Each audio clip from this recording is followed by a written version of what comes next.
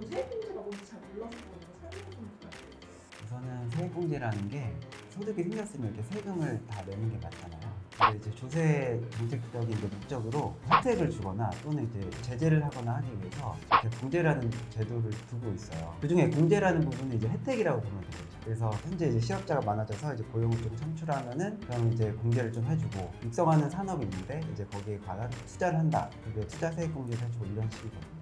저희가 오늘 말씀드릴 게 이제 고용중대 세액공제라는 게 있는데 이 제도는 인원을 뽑으면은 그 증가한 인원수만큼 이제 세액공제가 들어가요. 이게 그 3년 동안 이제 사후관리가 또 들어가거든요. 그런데 이게 처음에 세금을 고용을 중대했다고 하고 이제 3년 동안 유지한 이후에 이제 혜택을 주면은 이제 또 이제 납세자들이 좋아하지 않으니까 이제 먼저 인원을 뽑으면 이제 첫 해에 이제 공제를 바로 해줘요. 그런 다음에 3년 동안 유지 못하면 그 이후에 이제 추징 토해내야 되는 그런 이제 제도예요.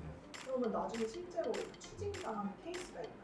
네, 굉장히 많고요. 사실 사업을 좀 오래 하셨다고 하셨더라도 자기의 세금을 알아서 계산을 하실 수 있는 분은 그렇게 많이 없으실 거예요. 할 수 있다고 하시면 세무사를 이렇게 굳이 뭐 쓸 이유가 없기는 하죠. 근데 제가 얼마 전에 실제로 이관받아온 케이스를 보면 제가 22년도 5월 달에 이제 소득세 신고를 했는데 거기는 매출액이 좀 나오는 사업장이었어요. 그래서 원래부터 세금을 좀 냈는데 작년에 비해서 세금이 거의 한 매출액은 비슷한데 한 3, 4천 정도가 더 나온 거예요. 왜 이렇게 세금이 많이 나왔지? 라고 이제 제가 원인을 분석을 해본 결과 그 원인은 전 세무사 사무실에서 세액공제를 잘못 넣은 게 가장 큰 이유였었어요. 그렇게 되다 보니까 저희 11월 달에는 중간예납이라고 해가지고 소득세를 뭐 조금 내는 그런 제도가 있는데 거기서도 전년도에 비해서 세금이 더 나오는 경우도 있었고 그런 경우가 실제로도 굉장히 많습니다. 그러면은 내가 이 세무사랑 같이 오래 해서 나는 또 믿고 맡기고 있는데 이렇게 되면 또 신뢰가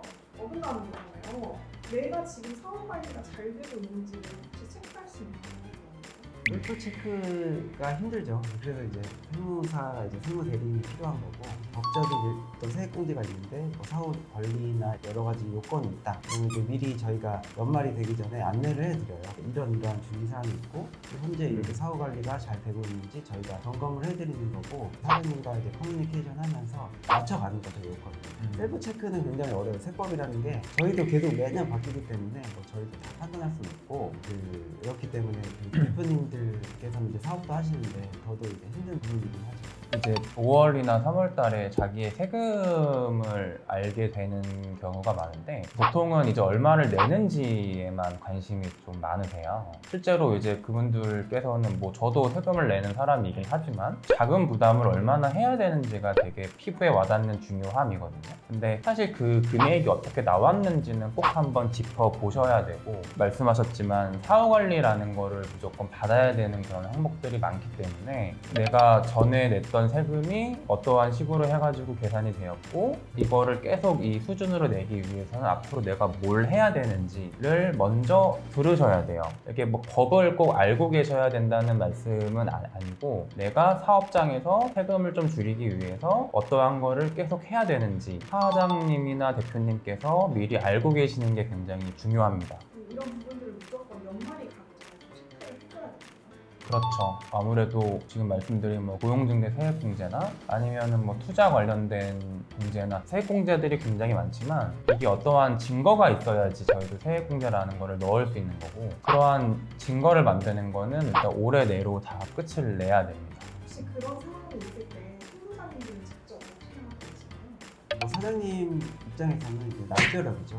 그 전에 이제 사후관리관에서 이제 뭐 전혀 듣지를 못했었는데 갑자기 토해내야 된다면은 규정에 따라서 종류에 따라 좀 다르지만은 이제 이자까지 토해내면 이제 굉장히 많이 부담이 되거든요. 사장님들이 실제로 이제 세액공제는 받지만은 세액공제에 대한 이제 사후관리가 있다는 부분을 이제 알고 있느냐 그리고 또 모르고 있느냐가 굉장히 중요하거든요. 그래서 이런 부분에 대해서는 이제 세무사가 당연히 알려드려야 하는 부분이고 사실 세무사들이 이런 케이스를 접하면 솔직히 기분이 엄청 나쁘지는 않아요. 왜냐하면 다른 사무실에서 저희한테 이관되어 온 업체가 그 사무실에서 실수를 한 부분이 있는 거기 때문에 저희 입장에서 보면은 대표님들한테 생색도 낼 수 있는 부분이 생기는 거고 하지만 그거는 정말 저희의 입장일 뿐이고요. 세금을 내는 당사자인 대표님이나 뭐 회사 분들의 입장에서 보면 세금을 갑자기 한순간 한순간에 이렇게 많이 맞는 사례가 많이 나오고 있거든요. 간단히 뭐 1, 2만 원, 뭐 1, 20만 원 정도면은 뭐 저희도 그냥 좋겠지만 뭐 그럼 사실 이런 말을 할 필요도 없겠죠. 근데 그 단위가 작으면 몇백만 원, 많으면은 몇천만 원 단위도 넘어가는 경우가 많아서 이제 그런 부분에 대해서는 미리 대표님들께서 내가 어떤 식으로 사업 관리가 들어가고 있는지를 먼저 숙지를 하고 계셔야 되고, 저희도 그런 부분들을 연말이 지나기 전에 해당되는 그런 거래처들이 있어요. 그런 분들한테는 미리 다 말씀을 드리고 이런 부분들은 좀 미리 챙겨놔야 된다라고 좀 지겹게 말씀을 드리는 편이에요. 그래서 대표님들이 좀 그만하라고 할 정도까지도 말씀을 좀 드리는 편이어서 그런 부분은 꼭 숙지를 하셨으면 좋겠습니다. 저희가 이제 소득세나 법인세가 올해 비속분을 이제 내년에 법인세는 3월에 신고를 하고 소득세는 5월에 신고를 하잖아요. 그래서 그때 되면 이게 이미 뭐 세금을 이제 조정하거나 이러게 너무 늦어요. 올해 연말이 가기 전에 이렇게 미리 이제 평사한테 점검을 받고 안내를 받고 해서 중요한 거나 이제 그런 포인트들을 이렇게 잘 짚어가는 게 중요하다고 생각합니다. 오늘 말씀드리는 결론은 일단 내 세금이 얼마가 나왔는지를 대충이라도 알아야 되고, 그리고 내 세금이 앞으로 어떻게 이어지기 위해서는 내 사업장에서 내가 어떤 걸 해야 되는지, 예를 들어서 이번에 고용을 한 명 했으면 이 사람을 얼마 동안 데리고 있어야지 이 세금이 어떤 식으로 뭐 변화가 되지 않는지, 이런 부분들에 대해서 미리 설명을 받으셔야 되고 연말이 지나기 전에 세팅이 되어 있어야 됩니다.